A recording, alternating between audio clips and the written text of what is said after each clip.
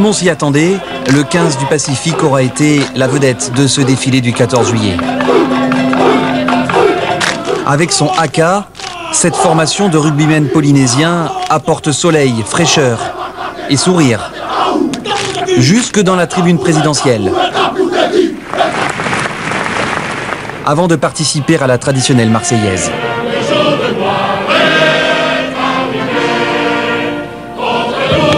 L'outre-mer est le thème de cette année, avec des représentants parfois fort jeunes de Martinique, La Réunion, Guadeloupe, Guyane, Mayotte, Nouvelle-Calédonie et donc Polynésie. Pour le reste, le cérémonial est respecté. Revue présidentielle des troupes avec la grande escorte à cheval de la garde républicaine, toujours aussi spectaculaire. Puis le défilé aérien, emmené par la patrouille de France, moins fourni que les années précédentes à cause d'opérations extérieures intensives, notamment la Libye, et conclu par une première, le vol d'eau de l'un des appareils de l'équipe de voltige de l'armée de l'air, capitaine Fabrice Camliti aux commandes. Suivent les troupes à pied, plus de 5000 hommes et femmes qui répètent depuis des semaines.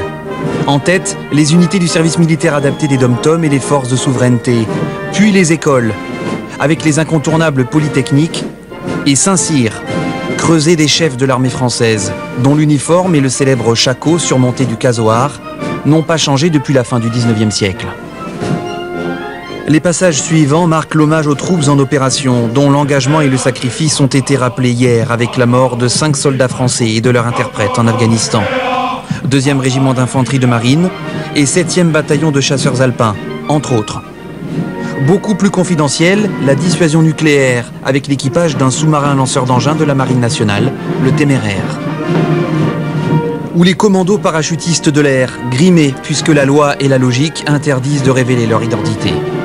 La Légion étrangère et son célèbre corps des pionniers au tablier de buffle n'ont pas cette obligation. Systématiquement célébrés par le public, ils font partie des formations auxquelles le gouverneur militaire a demandé de chanter tout en défilant.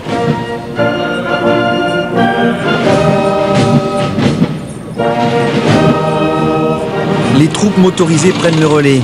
Parmi elles, le 1er régiment d'hélicoptères de combat qui vient de s'illustrer pendant la crise en Côte d'Ivoire.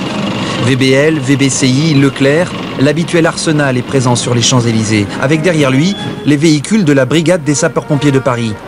Une brigade qui fête son bicentenaire en 2011 et qui, le temps de laisser passer les hélicoptères, eux aussi mis à contribution sur tous les théâtres, se réserve l'animation de clôture. Le clou du défilé, avec une mise en scène haute en couleurs et surprenante pour un 14 juillet.